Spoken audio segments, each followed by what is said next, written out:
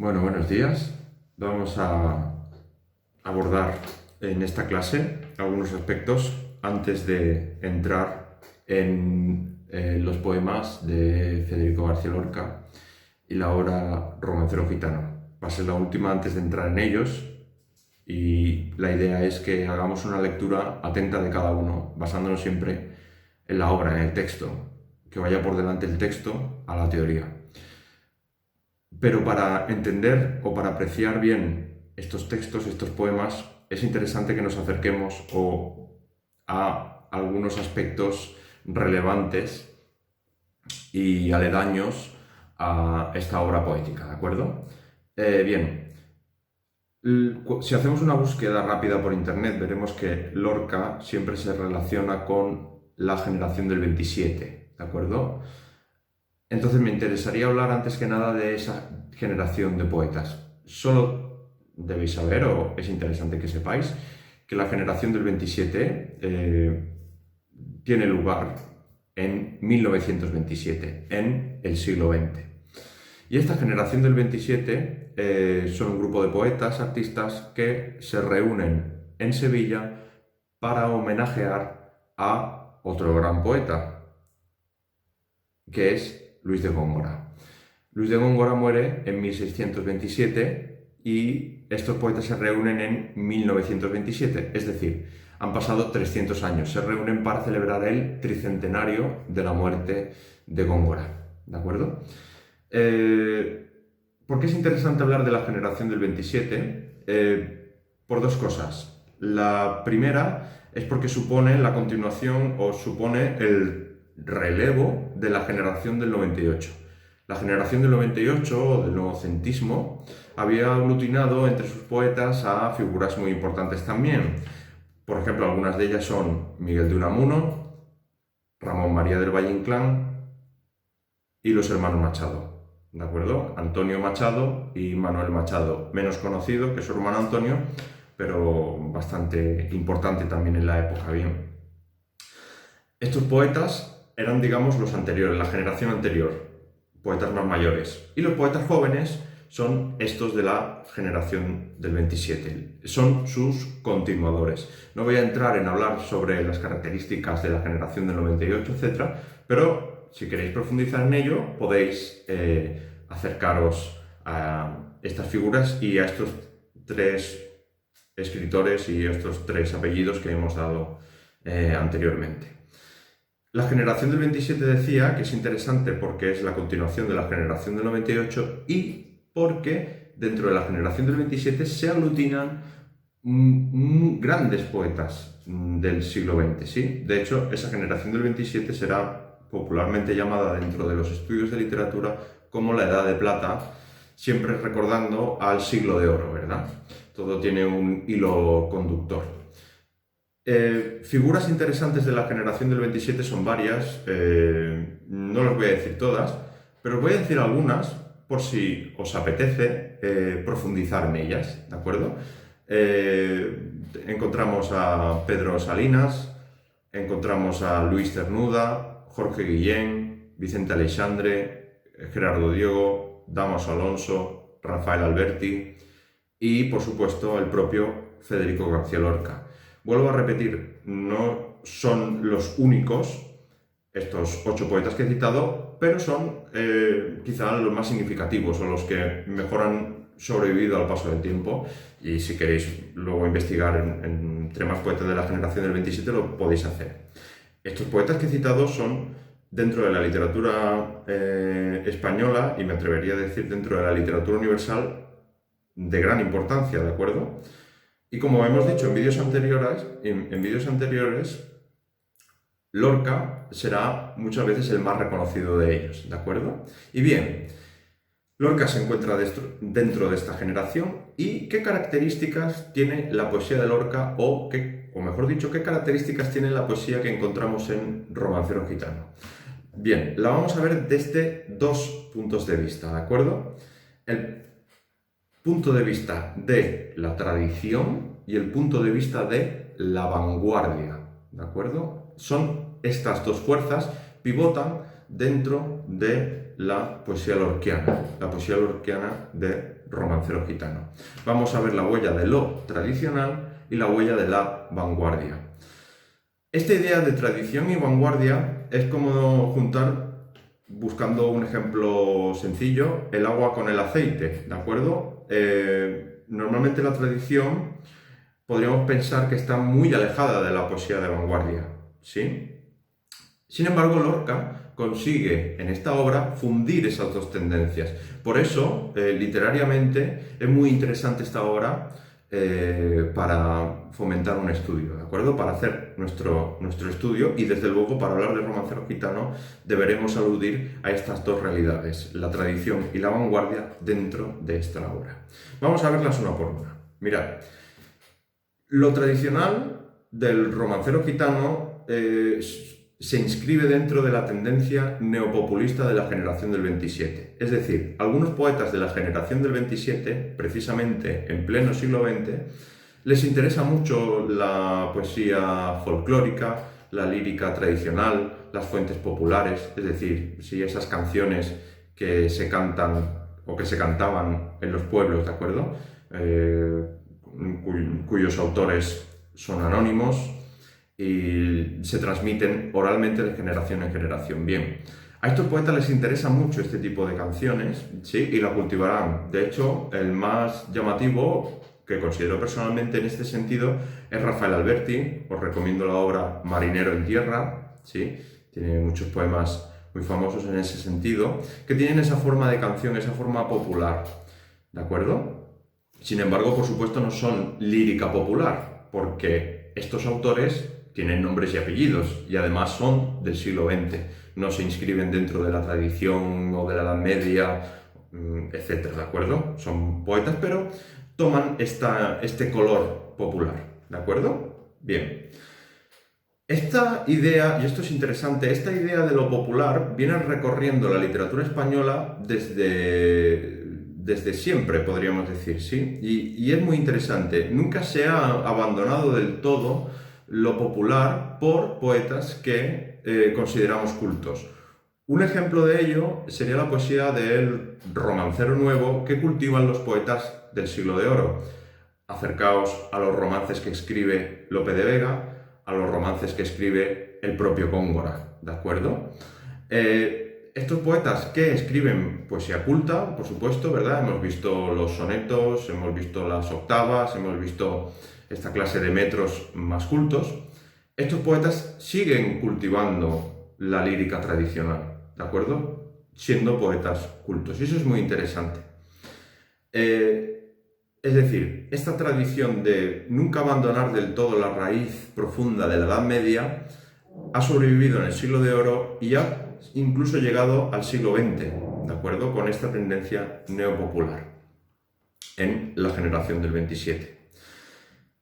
¿Qué características tenían los romances tradicionales? ¿Qué características tenían esos romances del romancero viejo que se sitúan alrededor del siglo XV, siglo XIV, ¿de acuerdo? Que se recogen en cancioneros y su concepción es para ser cantados? ¿Qué características encontramos en ellos? Básicamente dos. La primera es el fragmentarismo. Veréis que al principio de los romances, si cogéis un romance del romancero viejo, al principio del romance la historia empieza in medias res, es decir, en medio de la cosa, traducido del latín.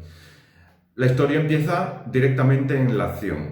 Y lo más interesante, y es muy interesante de los romances, que la historia termina también en medio de la acción. El final es truncado y muchas veces no sabemos cómo se resuelve el conflicto que el romance nos explica, porque debemos tener en cuenta que el romance es un género narrativo, a pesar de que se nos plantee en forma de versos, ¿sí? En forma de poesía. Los romances recogidos en estos cancioneros nos aparecen sin autor. Los romances tradicionales nos aparecen sin autor y además lo interesante de ellos es que se hacían para ser cantados, se hacían para ser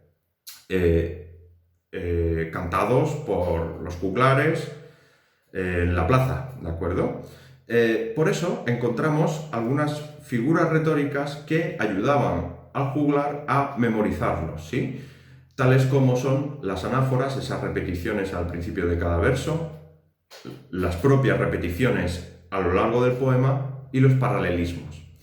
Para que veamos cómo funcionaba un romance tradicional y podamos comparar ese romance tradicional y cómo eso evoluciona en Lorca y ver un poco cuáles son las ideas que se entrecruzan entre ellos, ¿de acuerdo? He escogido el romance del conde Arnaldos, ¿de acuerdo? Es un romance bastante popular y os lo paso a leer, ¿sí? Fijaos bien e intentad ver un poco cómo es la historia e intentemos encontrar esos paralelismos, esas repeticiones y las anáforas si las hubiere, ¿de acuerdo? Mirad, romance del conde Arnaldos. Dice así: ¿Quién hubiese tal ventura sobre las aguas del mar como hubo el conde Arnaldos la mañana de San Juan? Con un falcón en la mano, la caza iba a cazar. Vio venir una galera que a tierra quiere llegar. Las velas traía de seda, la jarcia de un cendal. Marinero que la manda, diciendo viene un cantar, que la mar ponía en calma, los vientos hace amainar, los peces que andan al hondo, arriba los hace andar, las aves que andan volando, las hace al mástil posar. Y dice el marinero: Galera, la mi galera, Dios te me guarde de mal, de los peligros del mundo sobre las aguas del mar, de los llanos de Almería, del estrecho de Gibraltar, del golfo de Venecia y de los barcos de Flandes, y del golfo de León, donde suelen peligrar. Allí habló el conde Arnaldos, bien oiréis lo que dirá. Por Dios te ruego, marinero, dígasme ahora ese cantar. Respondióle el marinero, tal respuesta le fue a dar: yo no digo esta canción, sino a quien conmigo va. Bien, esto es un ejemplo del Romancero Viejo, un gran poema de su época, el romance del conde Arnaldos. Arnaldos va por el lado del mar, ve un barco donde un marinero canta y consigue, es un cantar mágico que consigue parar todos los elementos de la naturaleza, ¿sí? Y Arnaldos le pide al marinero que le diga esa canción prodigiosa y el marinero le responde que él no dice su canción, solo a quien va con él, ¿verdad? Bien.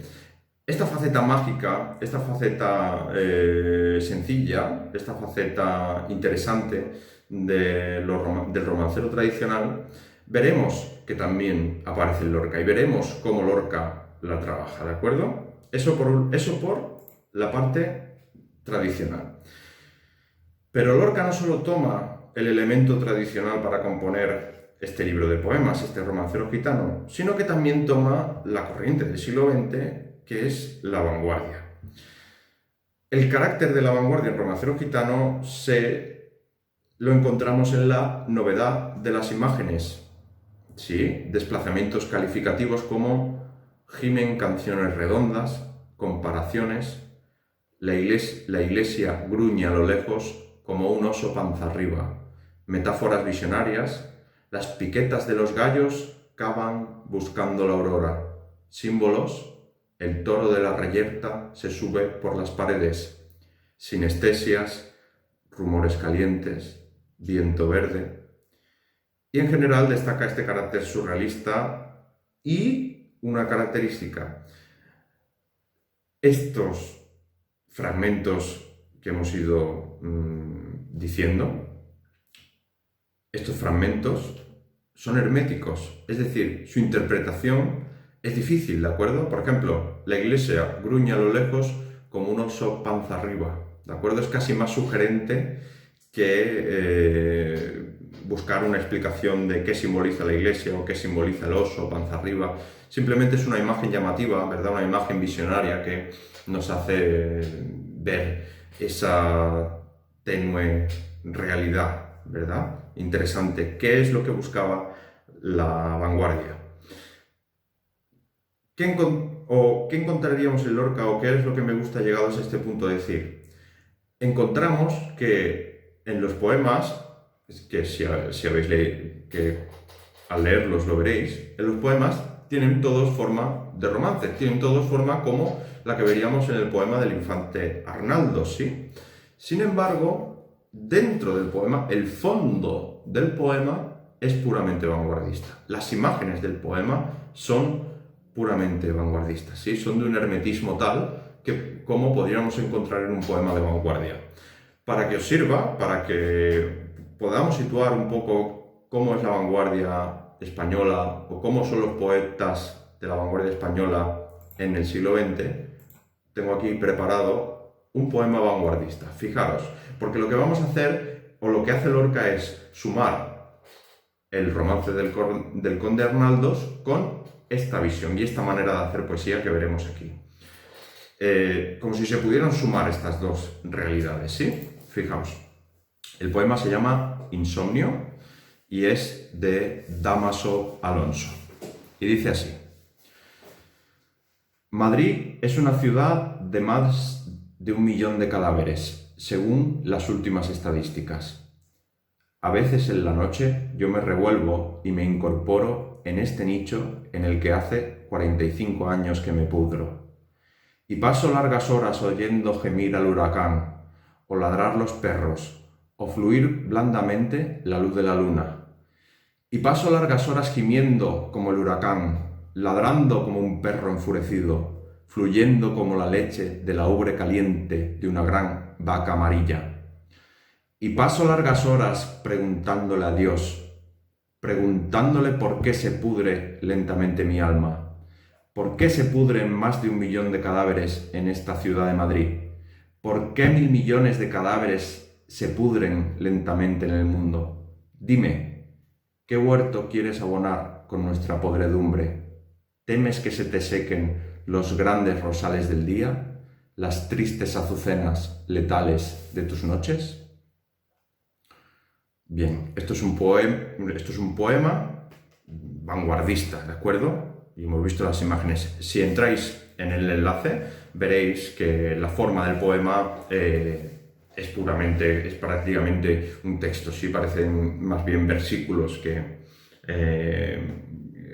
un poema al uso, sí, con una métrica definida o tal.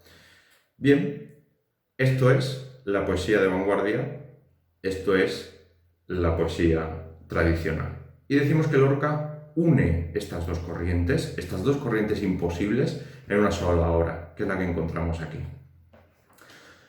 ¿Cuál es el primer poema que encontramos en la obra Romancero Gitano? Es muy interesante que lo veamos. El primer poema que encontramos en él es el romance de la luna luna. El romance de la luna luna funciona como prólogo de la obra, es decir, es el primer poema que encontramos en la obra, ¿sí? Y aquí es donde encontramos a la luna. Recordáis que en los anteriores vídeos hemos citado ya que la luna representa la muerte y que la luna en Lorca tiene una importancia fundamental, ¿de acuerdo? Dado que es el símbolo más citado en toda su obra, ¿de acuerdo? Y encima es el que inicia la que Lorca considera su obra más perfecta, que es Romancero Gitano. Bien, la luna visita el mundo de los gitanos y trae la muerte. Vemos el mundo de los gitanos en ciertos sustantivos como la fragua, los collares, el yunque. Y según algunos estudiosos, muchas canciones en Italia, en España, tienen reminiscencias en este sentido al culto de la luna, ese culto atávico a la luna, ese culto antiguo a la luna y ese culto pagano de lo que la luna representa, ¿verdad? Eso que hemos citado antes es una belleza suma y a la vez simboliza el mundo de los muertos, ¿sí? Como parece eso como que no pudiera conjugarse y sin embargo se conjuga en lo más hondo del ser humano. Para tratar el romance de la luna luna, si ¿Os parece? Lo podemos leer.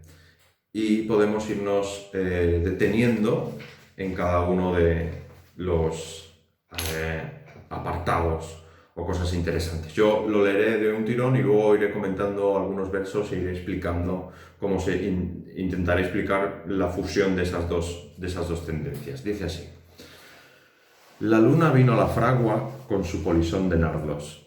El niño la mira, el niño la está mirando.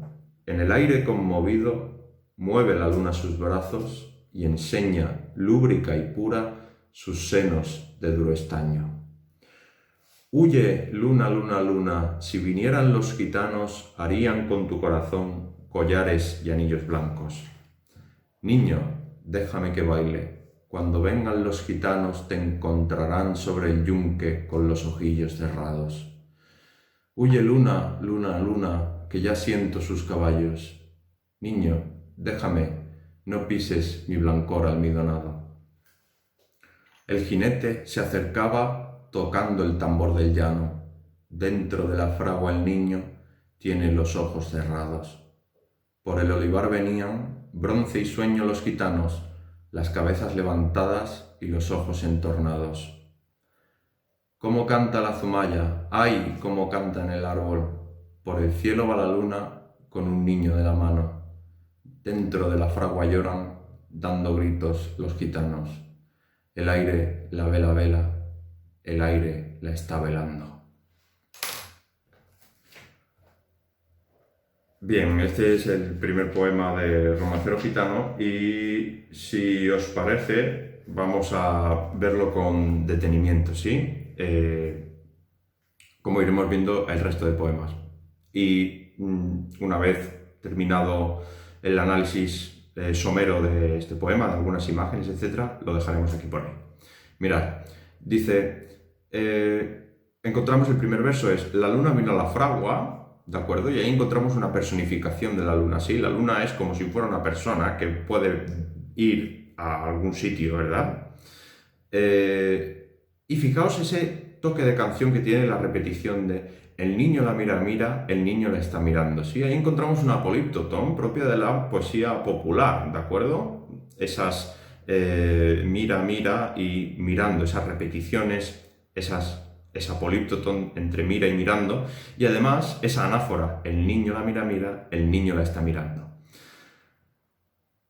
La luna mueve sus brazos y enseña lúbrica y pura, que eso es una antítesis muy interesante, esa lúbrica, es decir, con lascivia, enseña los senos, ¿sí? Y a la vez lo hace con pureza, ¿de acuerdo? Sus senos de duro estaño. Bien, eso es interesante en tanto que la luna es una persona, ¿de acuerdo? O sea, esa imagen de la luna entrando en la fragua de los gitanos, eso ya es una imagen absolutamente visionaria, absolutamente vanguardista, que tiene una forma profundamente tradicional, ¿verdad? Esa es la imagen de Lorca.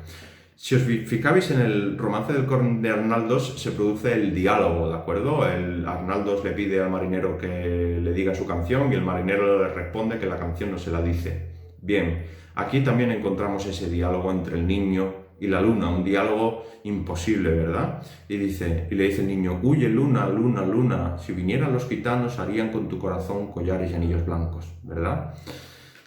Ese mundo de los gitanos, ese mundo de los anillos, de los collares, de la fragua, ¿verdad? Ese mundo de los gitanos, ese mundo mítico se ve ahí. Y le dice ella, niño, déjame que baile, porque cuando vengan los gitanos te encontrarán con los ojillos cerrados, es decir, te encontrarán muerto, ¿de acuerdo? Pero el niño insiste, le dice, huye luna, luna, luna, que ya siento sus caballos, ¿sí? Y fijaos en esa aliteración, la repetición de un sonido a lo largo del verso, ¿sí? Que ya siento sus caballos, la S como se repite casi en un murmullo final, y dice, niño, le contesta la luna, niño, déjame, no pises mi blancor almidonado, ¿de acuerdo? Aquí, esto podría ser una primera parte, en una primera parte del comentario, todos estos elementos, ¿sí? La luna y el niño hablando dentro de la fragua, y aquí salimos fuera de la fragua, casi como si estuviéramos en una obra cinematográfica, ¿de acuerdo? Y vemos a los gitanos viniendo al galope hacia la fragua, porque saben o intuyen o intuimos en la lectura que algo pasa, que algo malo pasa con el niño que tienen allí. Y dice, el jinete se acercaba tocando el tambor del llano, ¿sí? Dentro de la fragua el niño ya tiene los ojos cerrados, es decir, el niño ya está muerto, ya es demasiado tarde, ¿de acuerdo? Por el olivar venían bronce y sueño los gitanos, otra vez la idea esa del bronce, ¿sí? Del bronce, de la piel cobriza de la raza gitana, las cabezas levantadas y los ojos entornados, ¿verdad? Mención aparte merece el canto de la zumaya, ¿sí? La zumaya es una ave nocturna y las aves, en este sentido, siempre tienen un valor en la poesía popular. Vuelvo a la poesía popular. En la poesía popular tienen siempre un simbolismo de presagio, ¿de acuerdo? Esta ave que está cantando está presagiando o está anunciando más bien la muerte del niño, porque la zumaya en este caso es un pájaro de mal agüero, ¿de acuerdo? Esa expresión popular se utiliza, ¿sí? ¿Cómo canta la zumaya? ¿Cómo canta en el árbol? ¿Por qué? Porque por el cielo va la luna con un niño de la mano, ¿de acuerdo? La luna, como ese barquero de Caronte, se lleva al niño. ¿Y qué sucede en la fragua? Dentro de la fragua lloran, dando gritos, ¿verdad? Apasionados los gitanos. El aire, la vela, el aire la está velando. Y aquí encontramos una personificación que enlaza con la personificación del principio. La luna vino a la fragua, es una personificación, y aquí el que vela a la fragua, ¿sí? El velorio de la fragua lo lleva a cabo el aire, ¿verdad? Y además acaba con el aire la vela, el aire la está velando. Acaba con la políptoton que empieza al principio. Bien, espero que se haya visto esta mezcla de vanguardia, de tradición y de vanguardia que veremos también a lo largo de los poemas, y espero que hayáis disfrutado y disfrutéis este poema y todos los que vienen a partir de ahora. Gracias por vuestra paciencia y contestarme a las preguntas.